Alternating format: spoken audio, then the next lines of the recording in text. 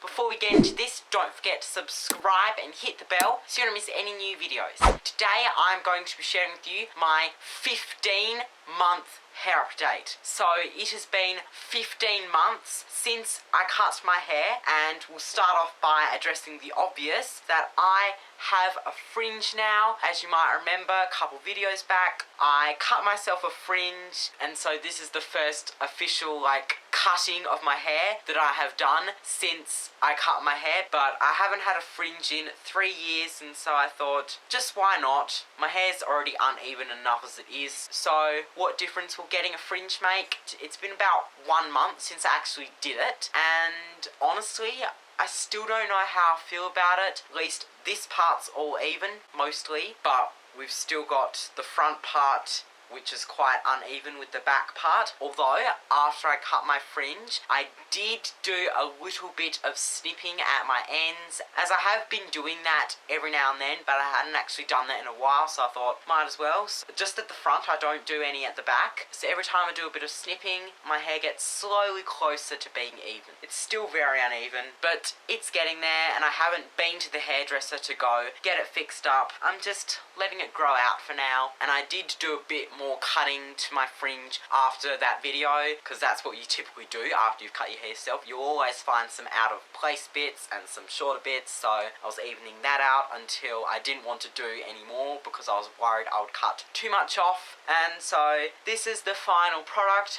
Haven't done anything to it recently, and at the moment I think I like it, but who knows, within the next few months that opinion might change and I might hate it and want to grow it out, but I'm kind of stuck with it for now. So now we're going to move on to measuring my hair and seeing how long it has grown since I did my last hair update, which was at 12 months, which I learned that I had been measuring it wrong ever since I did the big haircut. I stretched the hair too far, and so I got a longer result than what the length of my hair actually was. And so, as you might remember, in that 12-month hair update video, I changed the way I was measuring my hair by just going from the root down and just seeing where my hair ends rather than grabbing a piece and stretching it out. In my 12-month hair update video, we were at 36.5 centimeters, I believe. Let's see if we can go from the root, because now that I have a fringe, it's a bit harder to distinguish, as we've got this entire bit cut shorter, because I might have actually been measuring from that, or maybe I was measuring from the front.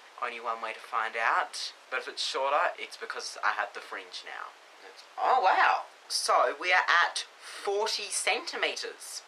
That's pretty good. So in 3 months, from 36.5 centimeters, my hair has grown 3.5 centimeters, which I think is pretty good, considering that I'm probably measuring from a shorter layer. So if I still had the longest layer, it might be longer, but 3.5 centimeters in 3 months, I think it's pretty good, because at the start my hair was growing quite fast, because I feel like whenever you get a lot chopped off and a whole fresh cut, your hair just grows faster, and then as you don't do anything to it for a while, the growth slows down, which makes sense, because my hair was growing 2 centimeters some months, but averaging a centimeter a month isn't really that bad. It's around about the average, because I remember there were a couple of months when my hair only grew 1 centimeter, and I was a bit disappointed in that, but I did discover that through research that 1 centimeter a month is pretty normal. So my hair's still growing at an average rate, and of course it has been 3 months since I started the curly girl method, which is a way of caring for your hair by cutting out just basically anything that's damaging to your hair and trying to define your curls. And so this is the result of my hair after 3 months of doing the curly girl method. It is still quite frizzy. There are definitely some more defined curls in my hair, which is pretty good. However, you might notice that my hair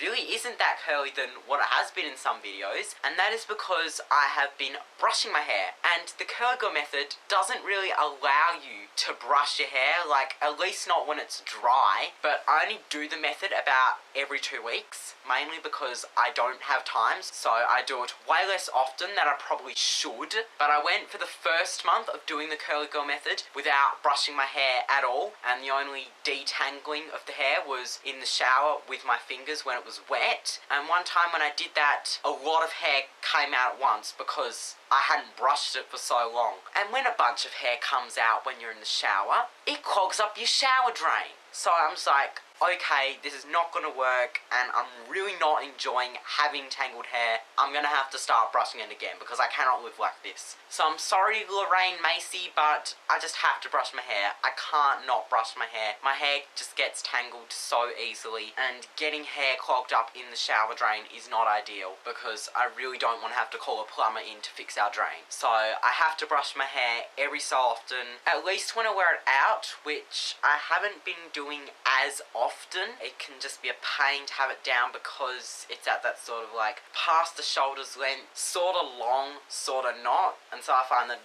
it just does not look really good when it's down. So I've usually just been putting it up because after I did cut my hair, I was wearing it down almost every day and only occasionally tying it up, which I'd probably do about once or twice a week. And now it's sort of the opposite, so I only usually wear it down about once or twice a week because, again, the natural texture of my hair is not something that looks good when worn out often, and because brushing it takes a long time, I find it easier to just put it up and be done with it, as I don't brush my hair whenever I wear it up. So I have reduced the brushing a little bit, but I haven't cut it out, which I think is better anyway. And obviously for this video I brushed it out so you could see how long my hair was, but I didn't like straighten it or anything because, as you might have guessed, the curly girl method forbids heat tools because they are bad for your hair and they damage it and cause split ends, which I didn't really use my flat iron that often. I did it a tiny bit more frequently in the days after I'd cut my hair when I wore it down almost all the time to just flatten it out and make it look nice. But as I started to regret my haircut, I used my flat iron less often to help my hair grow out a little bit faster. And now the course with the curl girl method, which I said I was going to do for a year, so until we get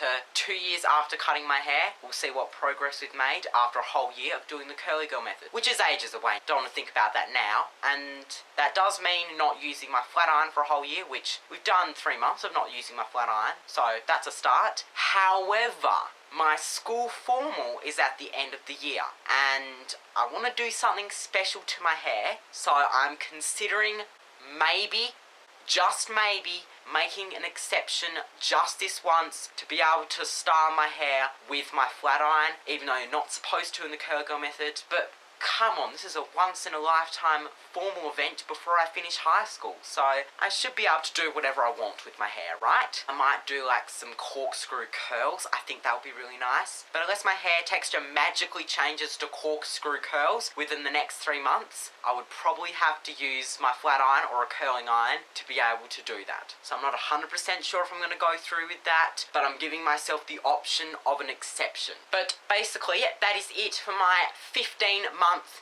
hair update. So I still do want to do these hair growth check-ins, just not every month because I feel like that will just get really boring and repetitive. So I'm thinking maybe every 3 months, so 4 times a year for each quarter, I guess. See how long my hair is, see how my hair has changed since doing the curly girl method, and what else I've been experiencing with my hair throughout the months. So thank you all so much for watching. Be sure to give this video a like if you enjoyed and subscribe and hit the bell so you don't miss any new videos. So, till next time, in the next video, I shall see you then. Goodbye.